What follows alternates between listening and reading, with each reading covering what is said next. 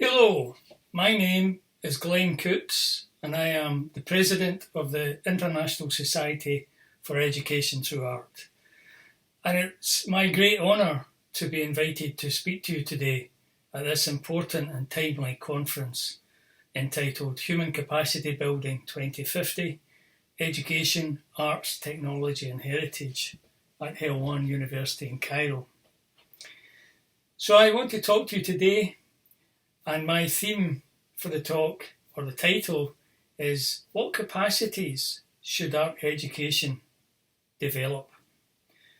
And I'm thinking about what kind of capacities we should try to develop, not just now, but in the future. And that really is quite a difficult task. So I've made the presentation in three broad sections. The first section I've called Looking Back Before Looking Forward.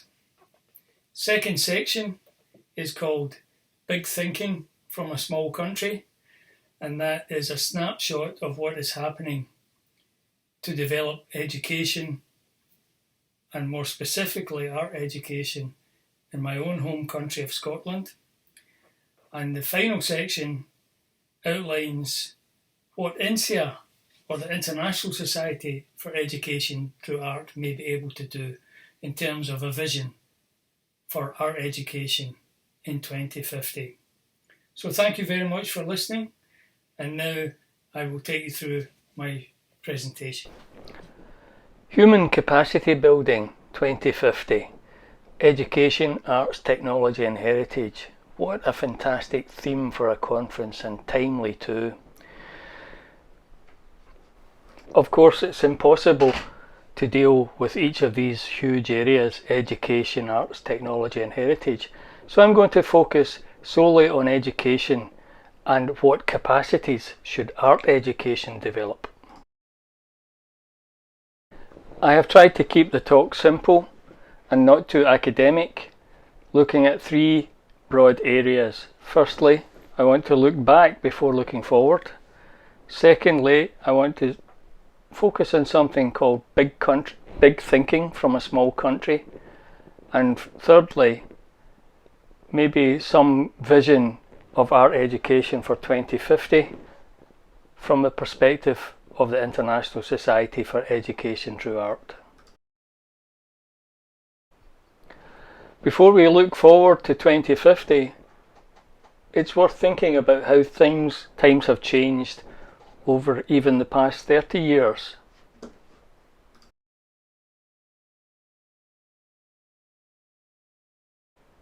It is amazing to think that 30 years ago the very first text message was sent.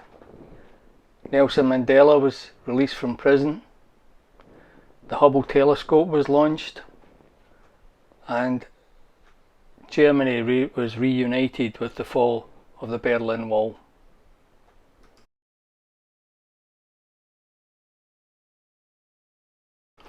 Also 30 years ago, the Human Genome Project was formally launched. The first intergovernmental panel on climate change report noted that patterns of past warming were signalling that future warming was likely. It was an early signal.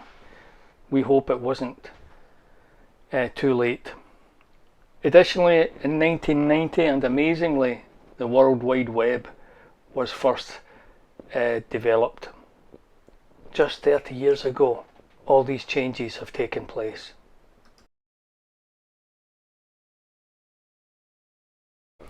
But predicting the future is never easy.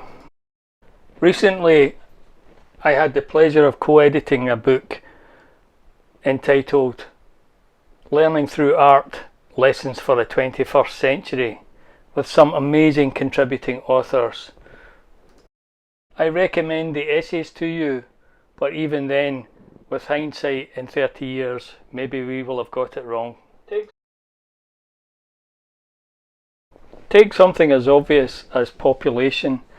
Look at how the population of Cairo has changed. Even in the past 30 years it has doubled. Who knows what it will be in the next 30 years? And by comparison, I come from a country with a population of just 5.5 million. It may be a small country, but Scotland has chosen to engage in some really big thinking about what education is for and what we need to develop in terms of capacities for young people aged 3 to 18. And I want to share some of that thinking with you now.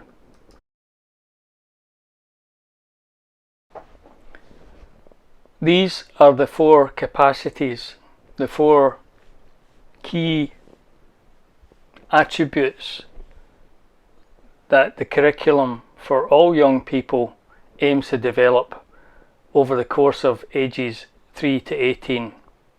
So it's an ambitious framework, and it's important to state that it is a framework or guidelines. It's not a national curriculum, and teachers are expected to implement and interpret the guidelines and bring their own skills and creativity to the learning processes. It really is a bold attempt to reconceptualize what education is for and what it seeks to achieve in the pre-university years. It's important to consider, however, what lies behind each of these short statements. They really are ambitious, but what do they actually mean?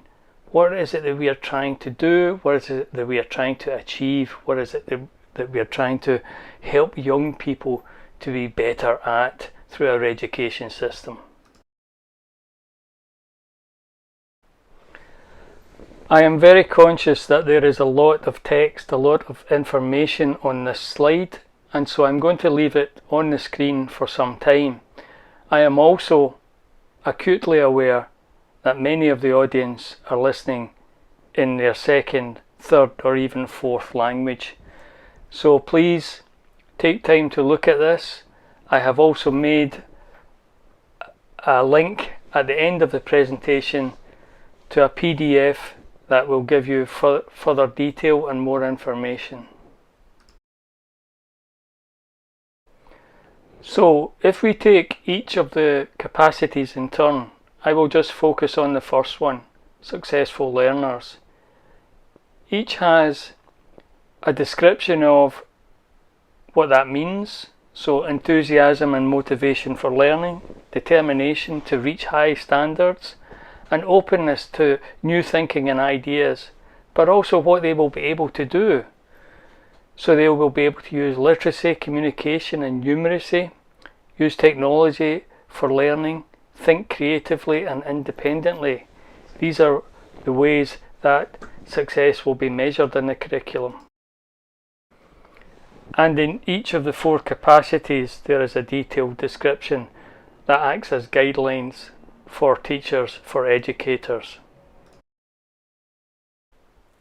When we think about the situations facing the world today, hunger, climate change, population change, rapid technological advances, the other 3 capacities of responsible citizens, confident individuals and effective contributors seem very appropriate indeed.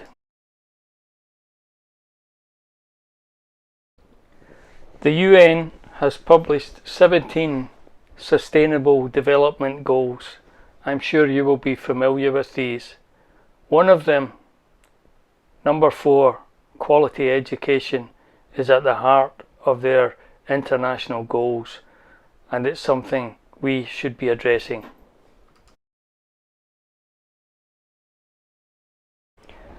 Last year, UNESCO, of which the International Society of Education Through Art is a partner organisation, launched a massive international initiative to reconsider what education should look like in 2050. So particularly appropriate for this gathering of academics and scholars today. It asks the question, what should education look like 30 years from now?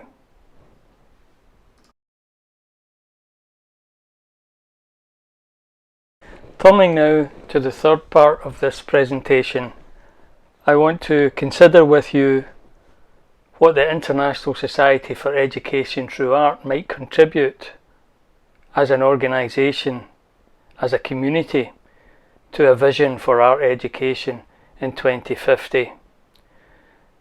Broadly, what ways will art education have to shift in 3 decades from now?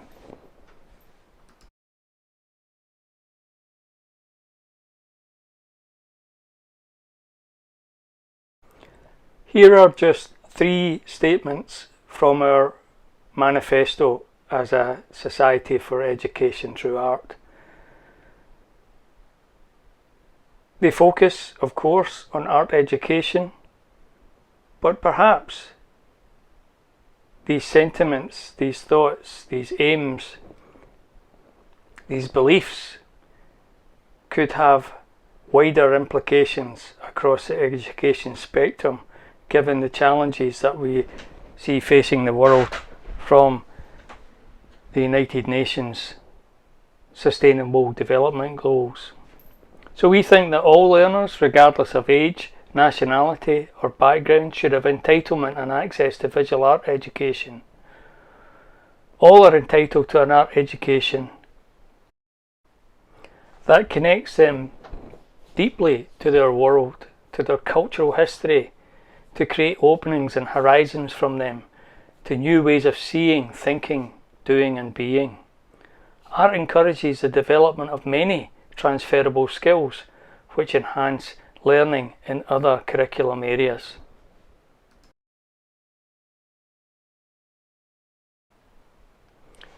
Earlier in this short presentation, I referred to UNESCO's Futures of Education consultation. As a society, InSEA, the International Society for Education Through Art, responded to that. A group of us, you can see the authors on the screen, made a detailed response. And in that response, we talked about 4 key principles. We talked about the need to decolonise education and work towards an egalitarian educational scenario that embraces indigenous and decolonised knowledge, that develops inclusive curricula, emphasises equality and equity, sustainability and social justice. We also thought that learning in future should be more collaborative, participatory and co-designed. Inquiry will be inherent throughout the educational process, with cross-disciplinary and cross-cultural discovery that address common global issues of complexity. Again, when one thinks about the sustainability development goals, this is particularly apt. We talked about innovative learning spaces, not necessarily schools as we know them, that learning can take place in lots of different scenarios and settings, and maybe we should be thinking away from the idea of a school as being a solid building. It could be learning situations or learning encounters. And finally, we talked about the need for creativity and imagination to be central to the curriculum in the future. We said that knowledge will be reimagined to be agile, to link to the past with the uncertainties of the future. Engagement with imagination will lead global citizens to the healthy interplay of vision and humility. It's true that there is a great deal of text on this screen, but I believe that these issues are very important, and on behalf of the co-authors of the report, I recommend them to you. At the end of this presentation, I have made a list of some further reading for those who are interested, who may want to follow up and read this report and others in some more detail. In a presentation like this, however, it's difficult to go into too much detail. I just wanted to give you the main points.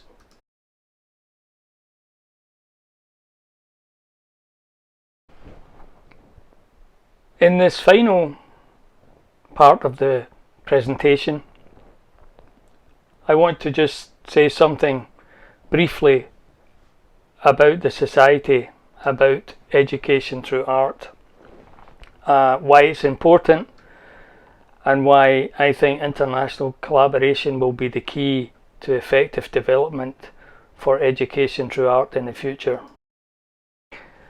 We really are an international society. We're a community. Many people refer to being a member as being like part of a large family, a large international family. And as the slide says, we are supporting art educators all over the world. So who are we? Well, we're a non-governmental organisation, an official partner of the United Nations Educational, Scientific and Cultural Organisation. We were founded in 1954. We are a not-for-profit organisation, and we have professional and organisation members in well over 80 countries around the world. Above all, we're a professional community of art educators working for art educators. All of our executive officers and world councillors are volunteers, and no one is paid any salary. When you become a member of InSEA, you're connected to a worldwide community of artist educators. You get free or discounted entry to all InSEA professional development events. You get full access to all the members' spaces on our website. And you get full online access to our international journals and opportunities to publish or exhibit. Above all, you get the professional recognition and awards from InSEA, a UNESCO partner organisation which is recognised internationally.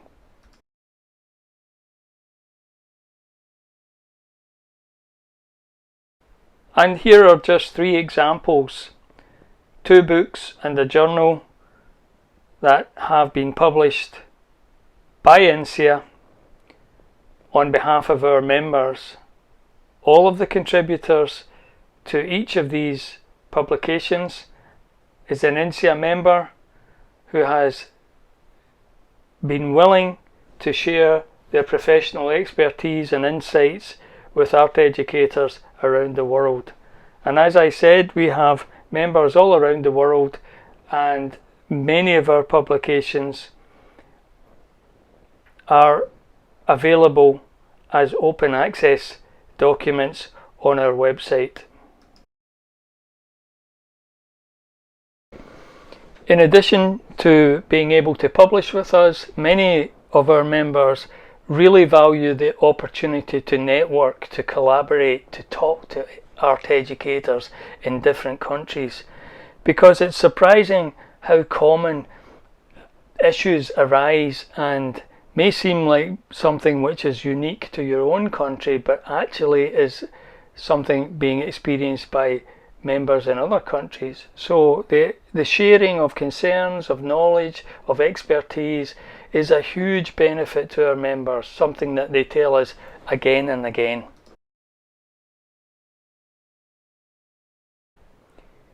Each year on the 3rd week of May, UNESCO supports the International Week of Arts Education, and InSEA has been proud to be an active participant in that for almost 10 years, showcasing your own and students' work from your classrooms, from your studios, from your lecture theatres and classrooms.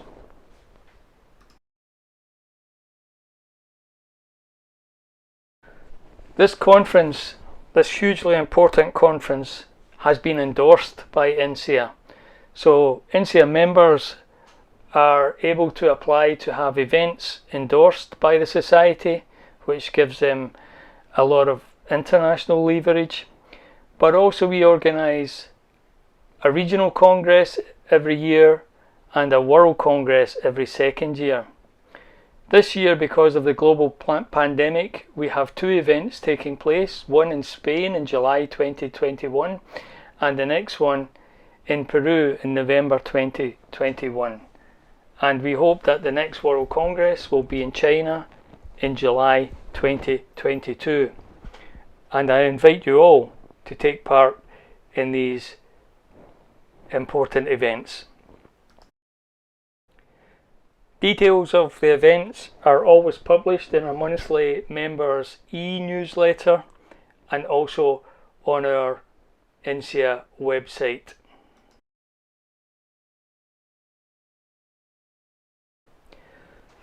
So just as a reminder of the 4 capacities that were developed in Scotland as aims for the curriculum, I'm not suggesting that these are the only or the absolutely correct aims, but I think they give us some food for thought as academics, as scholars, as artists, as teachers, for what we should be trying to aim to achieve with young people.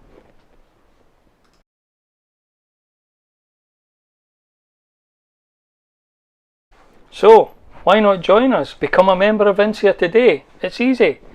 Just go to our website, the Join and Renew section, and in a few minutes you could be part of the largest society for education through art in the world.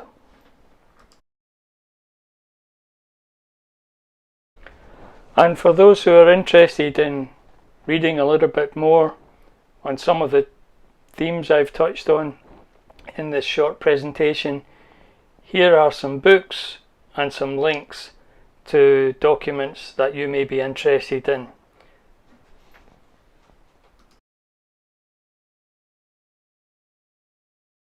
And so, thank you very much for listening. I need to offer my thanks to the Dean of the Faculty of Education, Professor Dr. Mahmoud Hamad, the President of InSEA, Professor Dr. Saria Sedka, the Vice President, of course, of the International Society for Education Through Art, Professor Dr. Samia El Sheikh, the InSEA World Councillors for Africa and the Middle East, Professor Dr. Saha Khalil, Christiana Africana, Sirin Abdelhedi, and of course finally thank you for inviting me to speak with you today, and I hope that you have a successful conference. Mabruk.